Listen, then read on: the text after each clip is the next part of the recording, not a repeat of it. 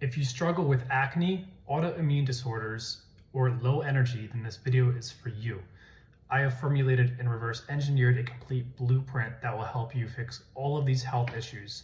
For those of you who do not know me, my name is Alex Calisthenics, and I have been researching health and nutrition and biology for quite a long time now. And I have completely reversed all of my health issues following this exact blueprint that I'm about to show you, all while getting my bachelor's degree in nutrition. This is my transformation in the first image. Here you can clearly see I was extremely skinny and I looked like I had no energy or happiness at all. Going to the after image, we can see the body composition and ratios drastically changed for the better. Going to the second image, we can see that I had protruding ears, dark eye bags, a bloated face, thin lips, and I healed all of this stuff completely naturally. I also had eczema, asthma, ADHD, hair loss, and thinning hair. I was extremely underweight despite working out every single day at the gym, and I reversed all of this completely naturally. So here is my guarantee to you. After watching this entire blueprint, I can guarantee that you will completely fix whatever skin issues you have, whether it be acne, eczema, psoriasis, and you'll completely fix whatever mood or energy hormone issues you have. Why is understanding health and nutrition important to everyone? Because the health industry has failed us. They favor profit rather than people. The doctors receive little to no nutritional training at all, and they do not address the root cause of the symptoms, and their entire goal is to prescribe you a medication. You have to wake up to the fact that 99% of the foods in the supermarket are not food and they contain terrible ingredients for your health. There's a reason that the chemo industry expands by 11% each year, while the root cause is entirely preventable through nutrition and environmental factors. There is a reason that the average testosterone level plummets each year in the United States. And there is a reason that 6 to 7% of the entire population of America rely heavily on GLP-1 medication, which only grows each year. Teenagers and young adults are increasingly becoming more and more reliant on peptides, growth hormones, and steroid usage to fix their preventable health issues. If science and medicine become more and more advanced each year, why do people become unhealthier each year? There is a reason that the rich and famous do not take peptides, steroids, or drugs, or any other BS to amplify their longevity or nootropic function. They essentially start their own farms with the most genetically superior animals and put them on the richest mineral soils. A clear example of this is Mark Zuckerberg's Wagyu farm in Hawaii. They have access to the highest quality and most free of pollution resources, despite the mainstream health saying that these are actually unhealthy foods. The unhealthier people are in society, the more lunatics and crazy people there will be. There is a direct correlation between nutrition and mental health. Introducing only vitamin D3 for 2 weeks into prisoners' diets reduced violence by 35%. Introducing omega-3s reduced violent behavior by 37% in randomized trials in prisoners. And 50% of the United States is estimated to be deficient in magnesium, which is directly linked to anxiety and irritability. Proper nutrition corresponds directly with correct facial development, strong mental health, great brain function, which will all in return give you great energy, better relationships, and overall build a much stronger society. Yet, we hand over ourselves to bad science and corrupt industries. Society is now completely flooded with degeneracy and fake food. So it's up to us, the people, to stand up for our health and to do it right. Diet is by far the most important aspect of health. Micronutrients are essential for gene expression, enzyme activity, and cellular repair. The bacteria support the gut microbiome, which helps your mind-body connection, You are essentially made up of bacteria, and we all are bacteria. And most importantly, the quality of the cells that you put into your body directly correspond with the output of the body's utilization of those cells. In other words, the higher the quality of food you put into your body, the better the quality of cellular output and functionality there will be, leading to stronger bodily functionality and development. So, we first want to start off with food sourcing principles. You want to avoid mass-produced products if possible. Support small local farms. You want to avoid products with an ingredients list entirely. You want to get grass-fed, grass-finished meats that are pasture-raised. This will eliminate the risk for nearly all foodborne illness and increase the nutrient density of the meats. If sourcing fish, you want to make sure that they are wild caught from either Alaska or Iceland, and you want the farmers to be using organic and regeneratively raised farming practices. You want the soils to be nutrient dense, and you also want to be eating superior genetic breeds of animal that haven't been industrialized to the extent of modern cattle and livestock, because of their parents' environment and nutrition directly impact the nutrition of the offspring. So this leads to nutritionally inferior or superior offspring. So going into this module here, you actually want to choose superior genetic breeds of animals. Standard grass-fed cows have been industrialized for decades, causing weaker genetics and nutrition availability, which has a direct impact on the meat you buy and consume. Here are some examples. Wagyu cattle, for example, are higher in overall fat-soluble vitamins and fatty acid compared to the standard cattle that you would buy at a grocery store. Icelandic heritage lamb is higher in trace minerals because of the generations of feeding on volcanic soils. It's important to actually make sure that your farmers are using regenerative farming practices.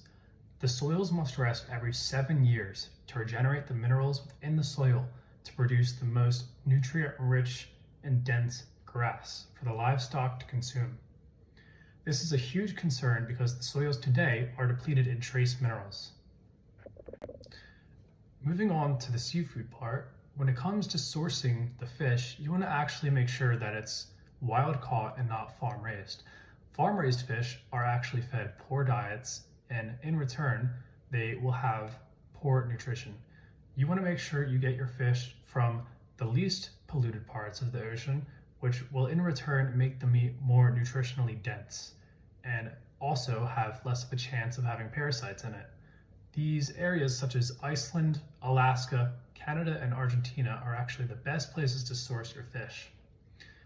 Pollution from factories essentially ends up at the bottom of the ocean, and the larger fish consume the smaller fish and end up with more mercury in them. Even things like oil spills are affecting the fish today. Now that understanding how and where you should source your food properly, we can start off with diet. You want to consume foods that are the highest in nutrition.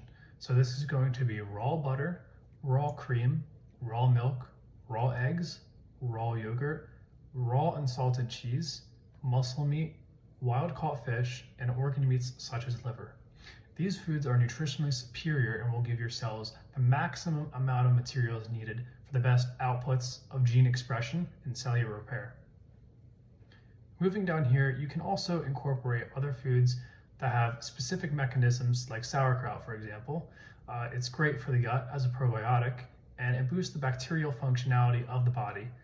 Nori you can use to make sushi, and it's extremely high in iodine and other trace minerals, while also being completely null of anti-nutrients.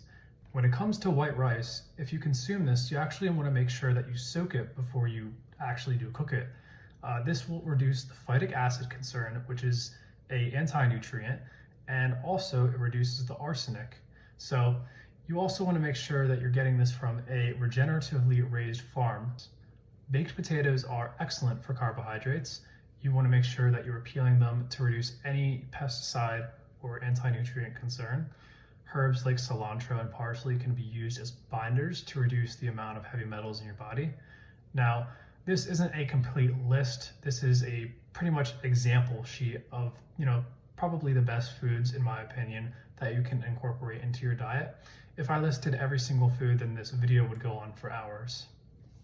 So, what these foods will do is bind heavy metals, remove toxins from the body. It eliminates all processed food ingredients. It boosts the beneficial bacteria in the gut, and it improves the quality of your cellular output drastically. So this is going to be things like your skin, your energy, and your hair. And most importantly, it's going to boost your immune system, and you're going to get sick less often. Now, it's important to understand the functionality of grain and herbs in the diet.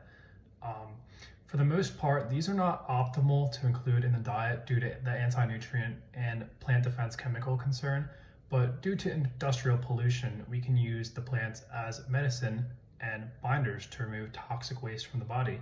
We can also use carbohydrates to metabolize things like histamine, so you can enjoy things like cured foods, canned foods, shellfish, or fermented foods, because all of these things can be extremely nutrient dense. However, the issue arises that when you have a strict zero carb and zinc heavy diet, you can deplete the amount of copper in your body, and the DAO enzyme, which is required to metabolize histamine throughout the body. So if you were to consume these foods with depleted copper and no carbohydrates, you can actually get nasty side effects such as insomnia, heat flashes, or vomiting. So just be mindful of this. Touching on plants a bit more, they are extremely high in anti-nutrients, and overall, they are not optimal to include in your diet. Foods such as spinach, kale, almonds, or beets have oxalates, which are anti-nutrients, which can cause thyroid suppression. Grains like beans, nuts, and seeds all have phytates, which prevent zinc, iron, and magnesium absorption. Wheat, beans, peanuts, potatoes have lectins, which can cause digestive irritation. Broccoli, kale, soy, cabbage all have goitrogens. Quinoa, legumes, and soy all have saponins, which damage the gut lining and cell membranes. Tea, wine, and herbs have tannins, which can cause enzyme inhibition, which is why you don't want to include these foods as the center of your diet. Instead, you want to soak and ferment them to reduce the anti-nutrient content, and then you can consume them for histamine metabolism or heavy metal binding, or even bacteria. Most plants have been selectively bred to be edible, and there's complete lacking of nutrients in their active forms. Vitamin A, such as retinol, B12, K2, miliquinone 4, heme iron, and EPA and DHA, and creatine and taurine are completely void. Plants have defense chemicals also, such as alkaloids, cyanogenic glycosides, which release cyanide, capsaicinoids, which are essentially spicy foods. They cause gut irritation. Things like kale, spinach have been shown to cause kidney stones as well. This is because oxalates bind to calcium, which causes your body to form calcium oxalate crystals. Moving on to fruits, we actually want to limit our fruit consumption because it's extremely high in sugar. Some fruits are also high in fructose as well, which tend to cause more stress on the liver. Most fruits today are hybridized. If you do consume a fruit, you just want to make sure that it is low in sugar, low in fructose, high enzyme. I think watermelon is a good example of this. And fruit is also high in deuterium, which we know slows the mitochondria ATP production, and things like berries are also high in oxalates, which is an anti-nutrient again. Touching more on cholesterol, cholesterol does not actually cause heart disease. I think this argument is an absolute joke. The assumption that cholesterol causes heart disease is just insane to me. Countries like Hong Kong and Japan have the highest life expectancy, while also being the highest in red meat consumption. The human brain is made up entirely of saturated fat and cholesterol, so it's pretty important that you have both of these in your diet. Humans have been consuming red meat for thousands of years, despite heart disease being a recent issue. Cholesterol is needed to produce every sex hormone in the body. I don't want to spend too much time on this because most of the studies showing cholesterol causes heart disease are purely epidemiology. Association does not equal causation, and it's completely clear that the industrial farming and toxicity are the root causes of our problems with disease. So you're probably thinking, why do I have to eat this diet if I can just supplement everything and get the same outcomes, right? Wrong. Supplementation is terrible for you, and here's why. Supplementation relies on a process called molecular mimicry to use molecules that are close to the structure but not completely identical. Supplement manufacturers often use hexane extraction, high heat processing, and then deuterization, which are terrible for you as well. These supplements don't really encapsulate the full forms of the vitamins, and also you need high quality animal fats for the absorption. So for example, vitamin D is put into a low quality vegetable oil, and your body won't be able to actually absorb the vitamin D correctly compared to a high quality animal fat. Vitamins and minerals also act synergistically. Supplementing one can create a deficiency in another. For example, zinc needs copper, but if you have too much zinc without copper, it creates a copper deficiency. Vitamins are needed in their most bioavailable forms, which is the animal form, and not the plant form of the vitamin. We need vitamin A as retinol, vitamin D3 as cholecalciferol, vitamin K2 as mellaquinone-4, vitamin B12 as methylcobalamin, and omega-3s as EPA and DHA, as well as iron in the heme iron form.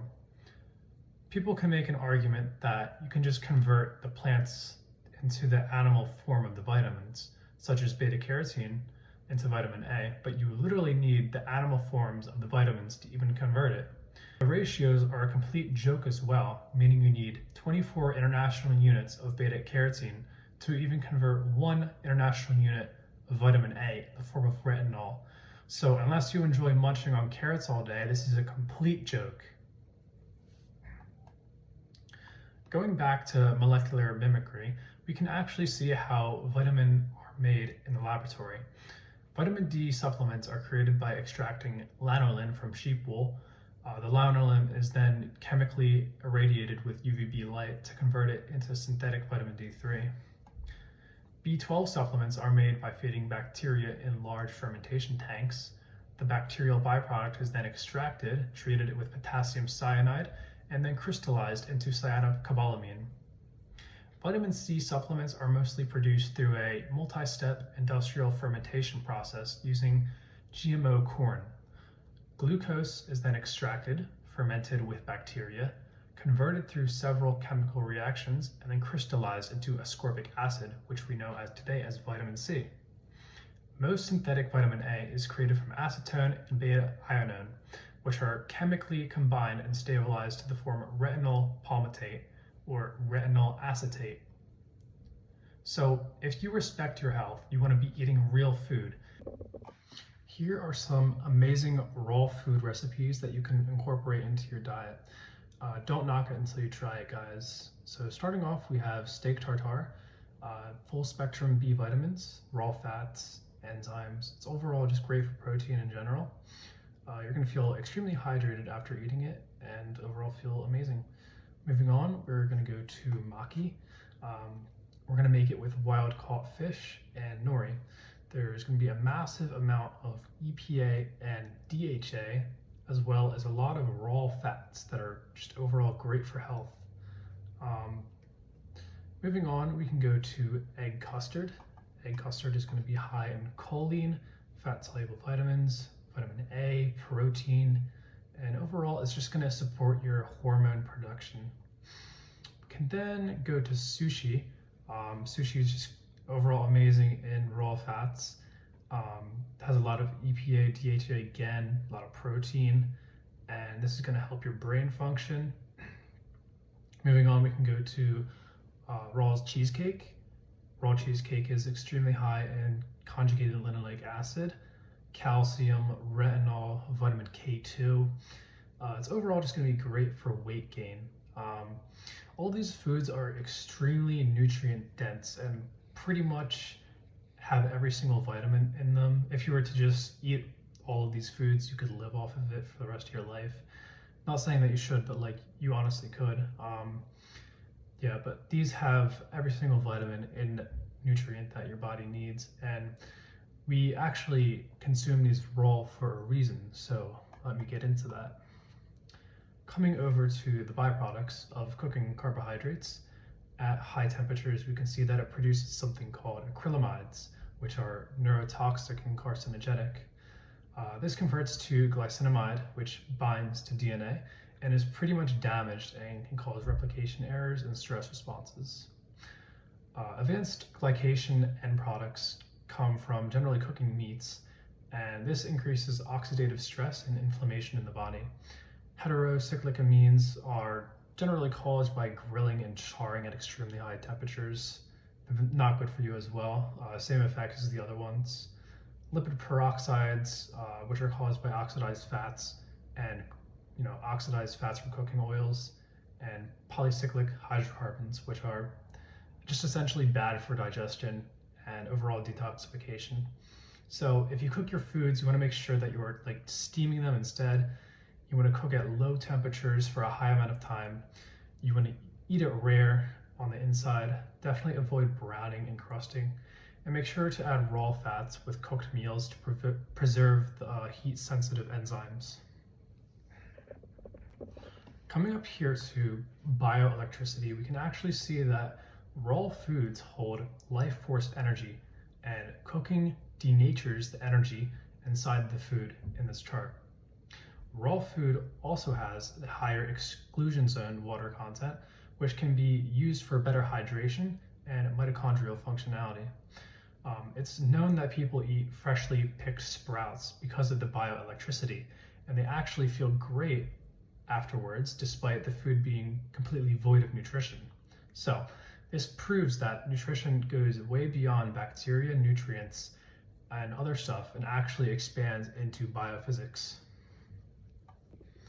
Water is the most important aspect of human life, and all living organisms operate and need water to survive. However, today's water in society has become increasingly polluted with hundreds of chemicals that are known and even unknown. So, here are the problems with today's drinking water. Tap water is polluted with chemicals, heavy metals, pesticide residue, and pharmaceuticals. The water is treated repeatedly and sits in pipes until it is used, making the water structure and electrical charge completely void. There are various chemicals found in the water that you cannot even filter out with the most advanced filters and reverse osmosis systems. For example, NDMA passes through RO systems, 1,4-dioxane passes through carbon and reverse osmosis systems, nanoplastics as well, and haloacetic acids. These cannot be filtered out by carbon or reverse osmosis. So we can start off with what water you need to drink. So this is going to be glacial water. Glacial water is the naturally least occurring in deuterium, while also maintaining a low TDS, which is total dissolved solids.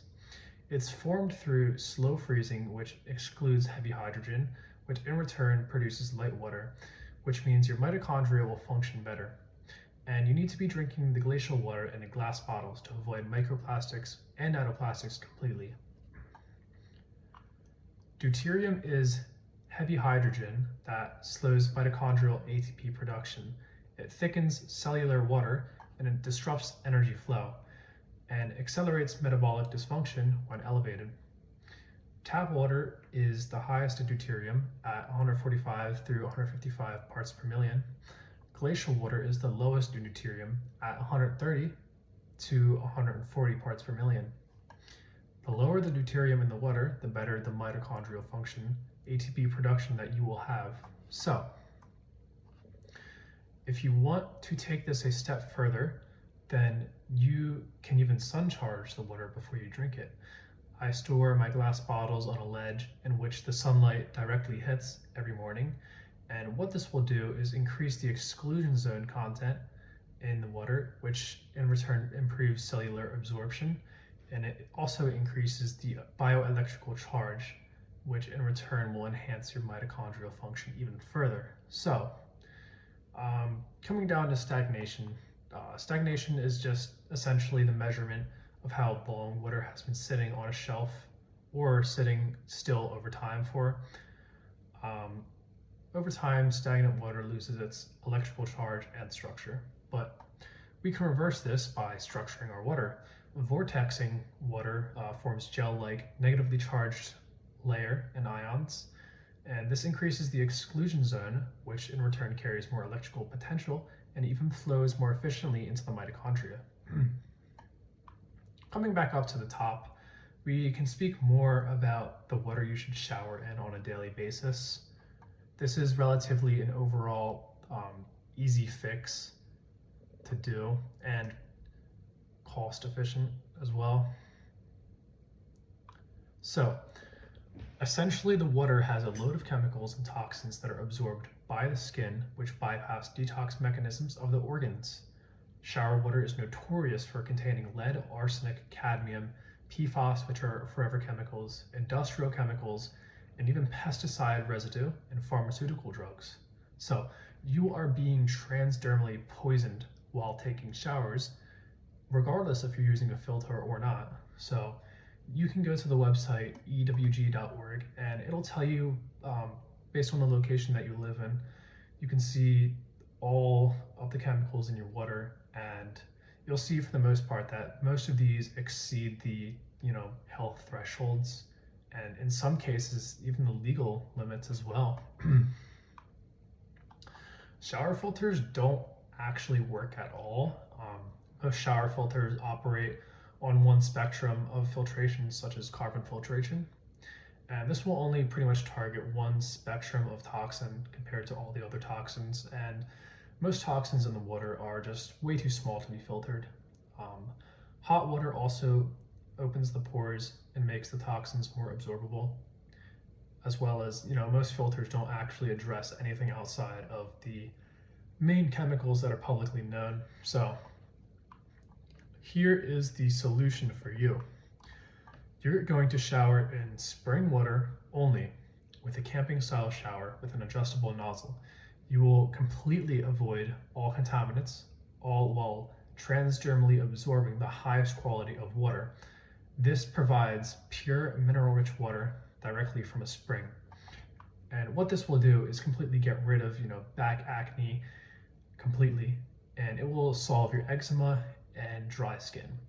It will solve your dry hair, and if everyone did this as a society, we would all consume less and less water. And the average shower uses up to 15 gallons of water, but this pretty much only consumes 1.5 gallons at most if you were to do this method. Now we can move on to the part that might get me taken off YouTube for whatever odd reason. So in order to truly be healthy, you need to understand that bacteria, virus, and parasites have a symbiotic relationship with humans and are only harmful under specific conditions. So let's start off with understanding the history of germ theory and terrain theory. Antoine Béchamp was the founder of the terrain theory. He believed that it was the terrain that led to the harmful bacteria that led to the host being sick. You essentially clean the fish tank to heal the fish in this sense. While on the other hand, Louis Pasteur, he believed that it was the harmful bacteria that led to the host being sick.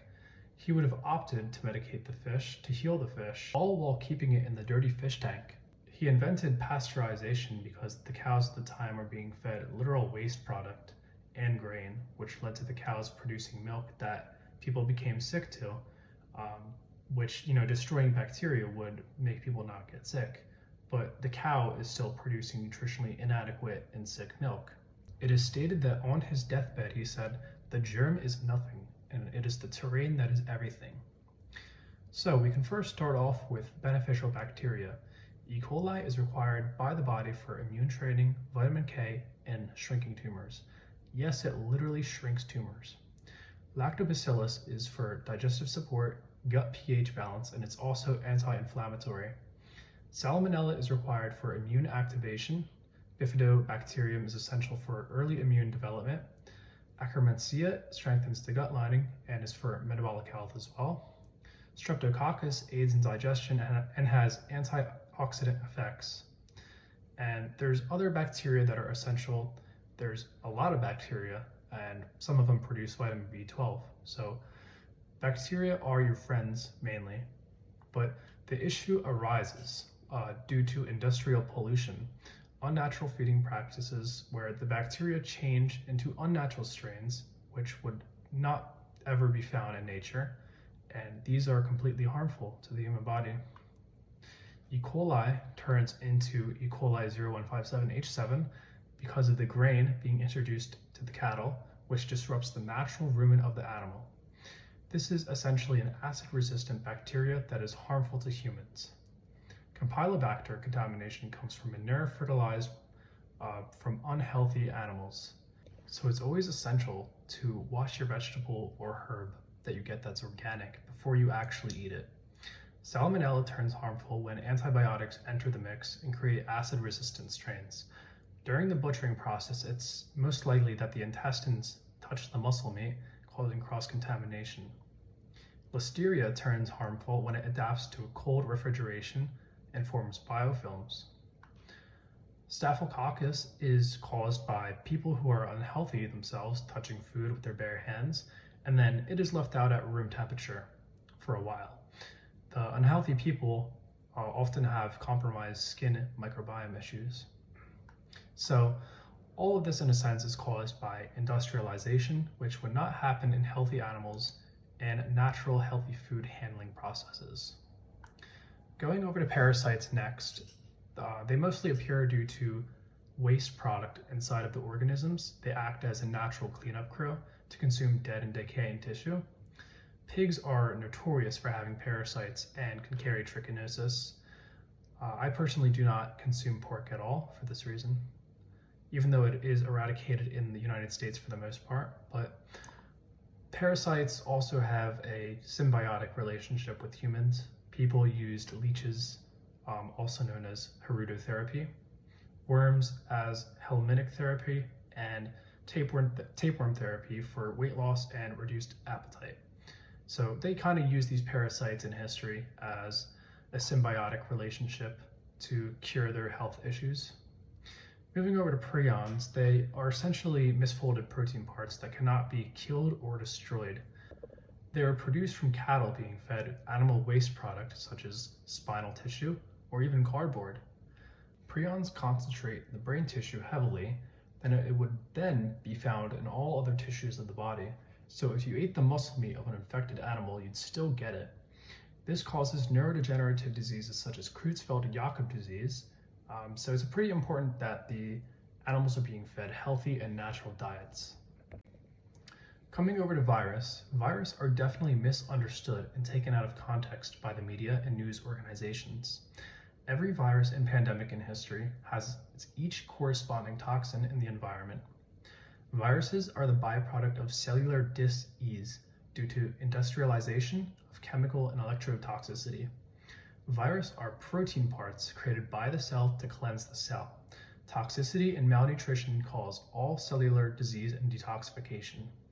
The only way to contract a virus is through injection of animal tissue and foreign biological material into the blood through either a mosquito or tick bite, for example. Here is a list of all the airborne virus and their corresponding toxins. The Black Plague was mostly considered to be caused by mass burning of coal and feces, plus malnutrition among the population. It added chemical toxicity into the mix. People inhaling the coal had strong detoxification symptoms, but were immune compromised. So based on their nutrition, that essentially determined how strong of a detoxification response they would have. The Great Plague of London was believed to be caused yet again by the mass burning of coal, as well as contaminated drinking water, plus malnutrition among the population. Cholera outbreaks were waste in drinking water and chemical pollution in the rivers. Polio was massive amounts of DDT being sprayed on the crops, then being eaten by the people. The Spanish flu of 1918 was the first introduction of radio wave technology, which caused cellular poisoning in the form of flu-like detoxification. 1957 and 1968 influenzas, they were mostly believed to have been caused by air pollution. And then we can finally get into the C word of 2020. This was caused by the introduction of 5G technology operating on a spectrum of millimeter waves, which was used by the military at the time. This caused cellular poisoning, animated suspension, and oxygen absorption. To further explain, flu season is essentially a viral detoxification right before the winter to purge poisons, so it basically gives your body the best chances of survival during the winter. Colds are a much smaller bacterial detoxification. Viral particles are misconstrued, and it's extremely important that you understand the mechanisms of cellular detoxification. Poison cells will create viral particles. Viruses are neither dead or alive, they are protein parts. Your body uses them to get rid of waste and cellular toxicity. Let's say you have a poorly nourished organism. Then you expose it to an environmental toxin. The tissues and cells that are affected begin to produce, package, and secrete these poisons in the form of exosomes. This is a way of ridding the cells and tissues of substances that could do harm to the cell. Purge your poisons, so to speak. The greater exposure to toxic assaults, the more exosomes will be produced. What you will see is that these so-called exosomes in question are identical to the viral particles that make it onto the news. They are the same diameter inside the cell, they are the same diameter outside of the cell, they bind to the same receptor, they both contain RNA, and they both are found in the same fluid in the part of the body. And this part of the body was the lung. So, can you tell the difference between these two particles in the image? Now, this is completely problematic when scientists are on a time crunch to get a research paper out, or are given orders to get a paper out so they can receive funding to then develop an injection so they can quote unquote prevent a pandemic before it affects the population. So the scientists are essentially given the notion that there is a viral particle, and if they challenge the idea, then they would end up killing massive amounts of people. So this is where the faulty genome sequencing comes into play. And all it takes is one virologist to publish the paper in which it explains that there's a new virus. Then that's all that's needed. The news just needs one paper. Professor Zhang from China completely rushed his paper and sequenced the genome in record time of only 40 hours after receiving a patient sample. Faulty sequencing can turn mixed or degraded RNA, such as exosomes, vesicles, or other contamination, into a synthetic genome by accidentally stitching unrelated fragments together. The assembly software mathematically forces continuity, creating a genome that looks real but actually never existed in the organism. So many instances of sequencing produce many instances of variants. So the news sees this and they make people fear, in the public even more, creating more profit for the pharma industries. This is why you saw so many variants, such as Omega, Omicron, Delta, because they were just running it through.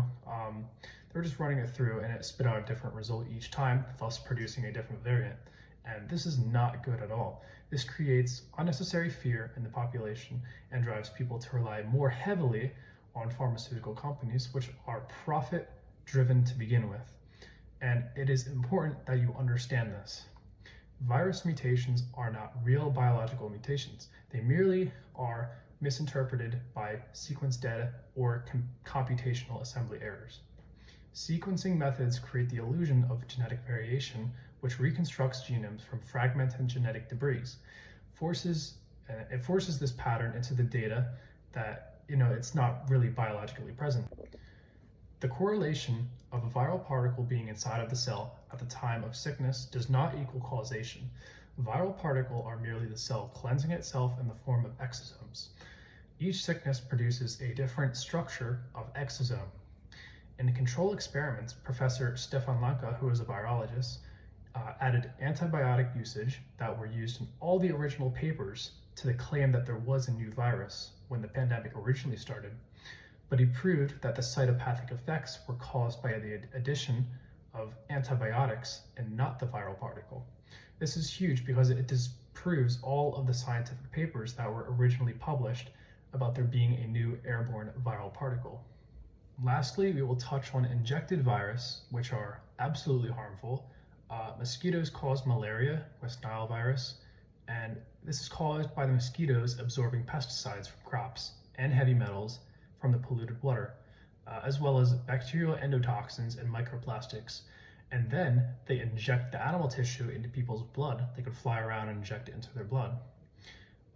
Ticks causing alpha-gal syndrome. I heavily suspect that there is some genetic engineering behind it. Bill Gates openly said he wants to reduce 1/3 of the world's population through injections. It's a live talk. You can watch this for yourself. He also has a biotech firm that released 150,000 genetically modified mosquitoes throughout the US. He also has a backed project named Oxitec that received $7.6 million to research and create genetically modified ticks. And above all else, he literally owns a patent that describes how to use human body activity data to mine cryptocurrency. And the kicker is the number of the patent is 666. You can see it right here. He understands that a virus can only be transmitted through injection. These people in power are not here to help you, and it's imperative that you understand this. Coming over to EMF frequency, it is important to understand that non-native electromagnetic fields have a negative biological impact on our biology and metaphysiology. So there are 3 types of electromagnetic frequency. We have electromagnetic fields, radio frequency, and then magnetic fields. Starting off with the EMF fields, the electromagnetic fields, this is going to be things like your power lines, wiring inside of your house, electrical outlets, and appliances, as well as computer batteries and chargers. These are all going to increase what is known as reactive oxygen species and create free radicals inside of the body. And in return, this is going to give you a lot of oxidative stress in your body. These will also modify your circadian rhythm in a negative way. Coming over to radio frequency, this is going to be things like your cell phone, your Bluetooth, Wi-Fi, anything that emits a radio signal, and it's going to increase as well the oxidative stress inside of your body. Plants do not grow when exposed or placed to a Wi-Fi router. We know 60 gigahertz radio frequency can excite an electron, which absorbs oxygen, and we know that millimeter wave biodegrade the oxygen and then poison the mitochondria, preventing it from using oxygen to make ATP, which can cause things like hypoxia. So this is going to be stuff like 5G technology. And we know that millimeter waves degrade the DNA as well. The iPhone has a warning saying not to hold the phone too close to the body due to the exposure of radio frequency. This is a section in the legal documentation that you can see for yourself. Magnetic fields are created anytime an electrical current flows. They come from current and not voltage. So this is going to be things like your underground power lines, transformers, and overhead voltage lines. Some appliances have strong magnetic fields, such as refrigerators, freezers, or air conditioners. Magnetic fields penetrate the body deeply, deeper than EMF or radio frequency, and this will create oxidative stress and impair cellular communication. Moving on to animated suspension. This is essentially when cells react to radio frequency and electromagnetic frequency. They go into a state which is known as animated suspension. Cells begin to display irregular movement and jittering and loss of structure in the cell membrane. The membranes lose stability and also lead to ion leakage, as well as calcium imbalance and oxidative stress. Cellular density also decreases, which leads to reduced energy and mitochondria distress. Also, depending on the amount of heavy metals in your body that come from industrial pollution, this can also make you more susceptible to EMF. This is classified as EMF hypersensitivity. Electromagnetic fields also cause heavy metals to release from tissues, which can put them into circulation, causing symptoms. This is not good whatsoever. So, what do we do to fix this issue? We keep technology away from our body.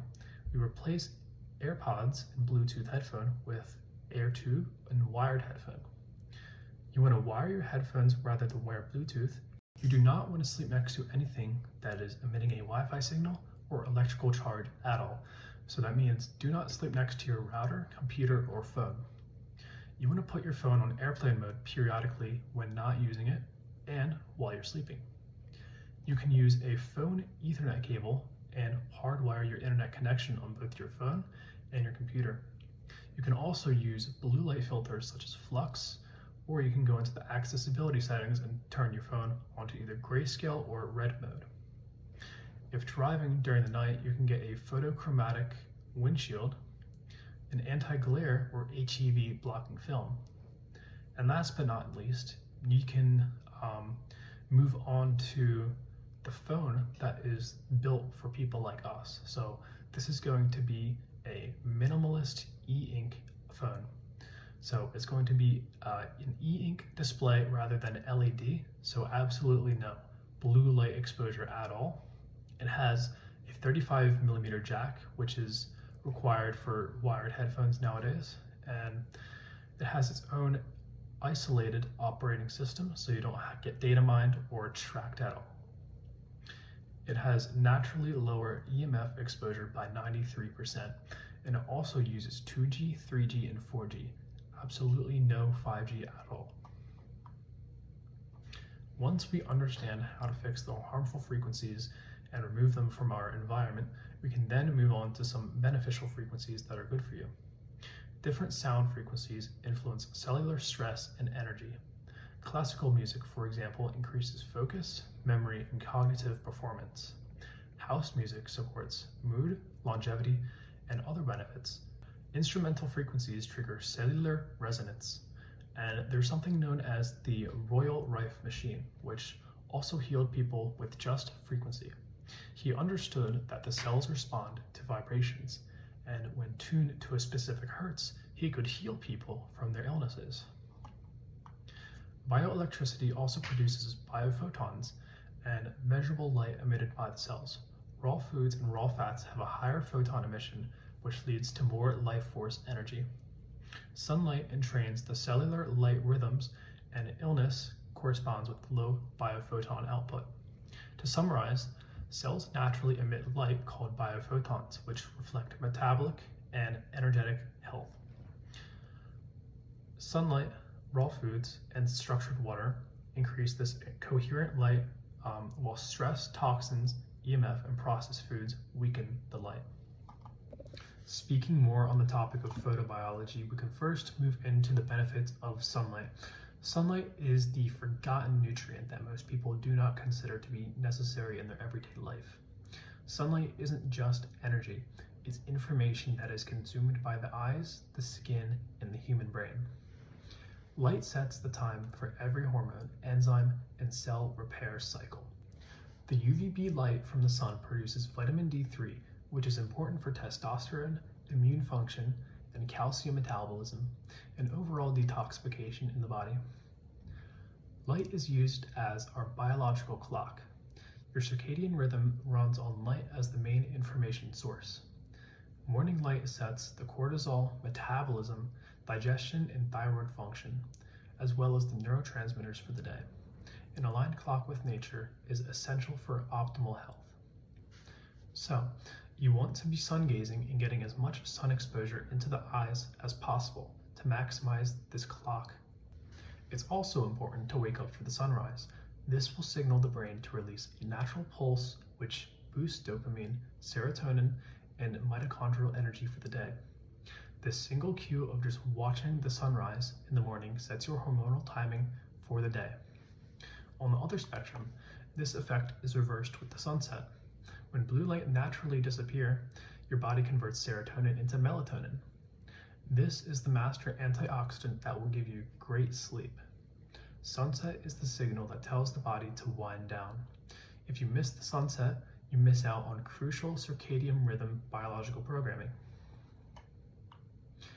Now, moving more into the principles of sunlight exposure and healthy sunlight exposure, we first want to build up our tolerance to the sun to avoid burning altogether. So, high UV environments where a person hasn't gone in the sunlight for years can cause significant burning and an overdose of UVB and UVA absorption. You want to gradually work up sitting outside for hours. So if you are someone who burns easily, on the first day you want to start off for 10 minutes. On the second day, you then go out for an extra 5 minutes. And then on the third day, you can go out for an additional 5 minutes. So you can gradually increase the amount of sun exposure by 5 minutes each day until your body and skin cells adapt to the exposure. You want to also make sure that you are tanning your body with high quality saturated animal fats in the diet. These animal fats directly coincide with how sunlight treats your skin. Polyunsaturated fatty acids are the absolute worst thing for your skin.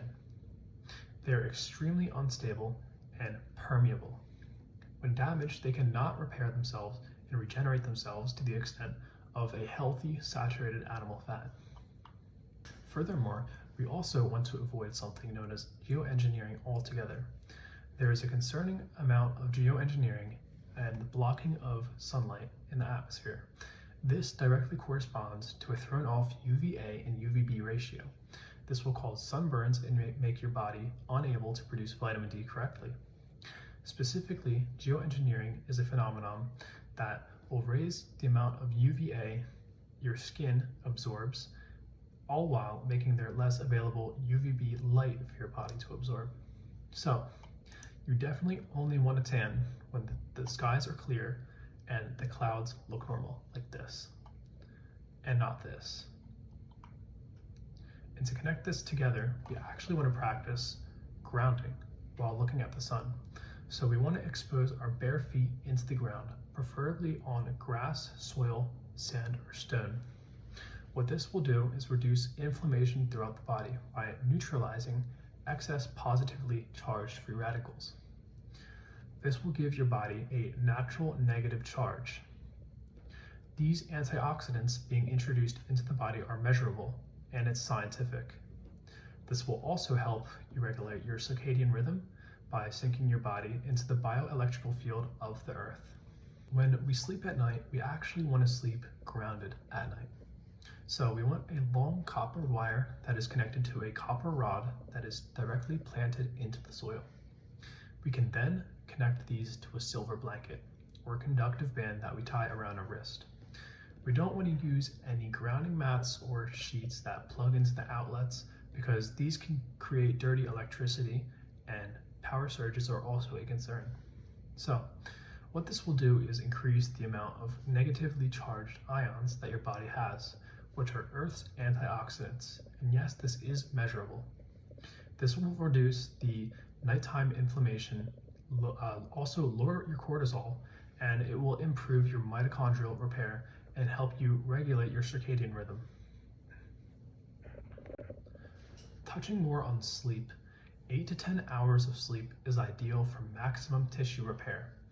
Your body should naturally wake up right before the sunset, and you should naturally get tired after watching the sunset. During sleep, your brain forms glymphatic detox and removes toxins from the body.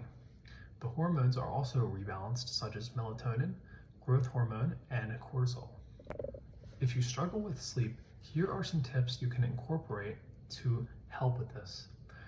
We can first start off by taking coconut cream, which is rich in magnesium, right before bed. This will calm the body's nervous system down. We want to watch both the sunrise and sunset to optimize our body clock. We want to place our phone on the opposite side of the room on airplane mode when we go to sleep at night. We want to avoid high histamine foods because if you have a histamine intolerance, these can cause insomnia. So, if you are someone with histamine intolerance, this is important to know and important to get tested out. We do not want any blue light at all emitted from any device, ideally during the day. Make sure you use your red light filters such as flux, glasses, or in the accessibility settings. And you also want to be sleeping grounded. Last but not least, we can touch on the air quality in your environment and how it impacts your body. Polluted air increases the amount of oxidative stress in your body, which raises free radicals and damages cells. Inhaled particles penetrate the bloodstream and disrupt mitochondrial respiration. This will lower the amount of cognitive performance that you have, as well as oxygenation. So it's important to keep a window cracked at all times in your house. And you will notice that places like offices, schools, and universities that don't have windows inside of the classroom, you will get dry hair and dry skin more easily. This is because the air hasn't been oxygenated and naturally has higher CO2 concentration. It's important that if cooking with a gas stove as well, you want to ventilate the air, because this can create an increase in the amount of carbon monoxide and CO2 in your home environment. If not properly filtrated or removed, then these gases can linger. Synthetic fragrances and cleaners emit VOC and other toxins into the air. These can impact your skin quality and sleep quality as well. You want to be using natural roll-on fragrance with no alcohol or chemical ingredients. You only want to be using roll-ons with essential oils and carrier oils only. Now, there are these things called mycotoxins that are produced by mold. They are fat-soluble toxins, and these accumulate in the tissues, lymph, and nervous system. What they will do is suppress immune function, increase your vulnerability to infections, and make you have more allergies, and also have more of a chronic inflammation response. These are going to disrupt your hormones and neurotransmitter balance. So mycotoxins are notorious for causing brain fog, insomnia, anxiety, and mood shifts. So what we want to do is we want to get a HEPA filter, and a very, very high quality one, not just any cheap one off the market. This is definitely worth the purchase and will increase your overall health drastically. So if you're someone who has things like asthma or allergies, we want to live in a clean, mold-free environment as well. So we want to get rid of any mold on the walls and inside the walls as well. You can get this tested because mold is a chronic harasser to your health because of the mycotoxins they produce that bind to your tissues. We also want to live in a high oxygen environment because high oxygen levels are directly correlated with more powerful organisms. This can be things like nose breathing instead of mouth breathing. We can get snake plants, peace lilies for our house to increase the amount of available oxygen. And plants also act as natural filtration and purification systems in the home. Last but not least, we can touch on detoxification. So, detox is essential when it comes to living to your fullest health potential. This is the body's natural process of removing industrial toxins and heavy metals, so the cells can return to their normal state that they should be in. Normal detox pathways are supported through binding, chelation, and lymph activation, so we can expel the heavy metals and toxins and waste from the body more easily. Starting off with raw cheese, we can use it to chelate the toxins. So raw cheese is excellent because it's high in calcium, which pushes metals out of the tissues and prevents reabsorption. Casein peptides also binds the toxins in the body. You want to make sure you are eating the highest quality bacteria cheese, which is going to be either Gruyere or blue cheese, to bind the toxins. The higher the bacteria, the better it will be. Essentially, raw cheese chelates toxins by using the casein protein to bind heavy metals. It also uses raw fats to trap fat-soluble pollutants, and this allows your body to safely secrete them. Lymphatic baths are great to mobilize toxins through the lymphatic system. Despite mobilizing the toxins, we want to make sure that we are actually draining the toxins afterwards with a lymphatic massage. So, when taking the baths, you want to make sure that you submerge your chest, neck, armpits, and groin. These are going to be the main pathways that your lymph will drain the toxins from. Now, this is going to get rid of heavy metals and environmental chemicals such as pesticides and VOCs. When it comes to the water filter of the bath, filling up a bathtub with 50 gallons of fresh spring water is not exactly easy. You can do it if you can afford it, but we can mitigate this issue by getting an extremely high quality bath faucet filter. You want to make sure the filter is multi-step, so this is going to include stuff like activated carbon, calcium sulfite, and copper zinc filtration. Now, this is not going to be perfect, but it's much better in terms of filtration for close to 50 gallons of water. There's still going to be chemicals in the water. We actually want to add things to bath water such as milk, apple cider vinegar, clay, and Epsom salt for maximum detoxification, and to also help neutralize things like chloramines, ammonia, and other compounds in the water that are harmful to the body. You can add bentonite clay as well to bind the toxins directly in the water, such as chlorine, fluoride, heavy metals, and microplastics. Moving on to herbs, we can actually incorporate fresh herbs into our diet that will actually remove the heavy metals throughout the body.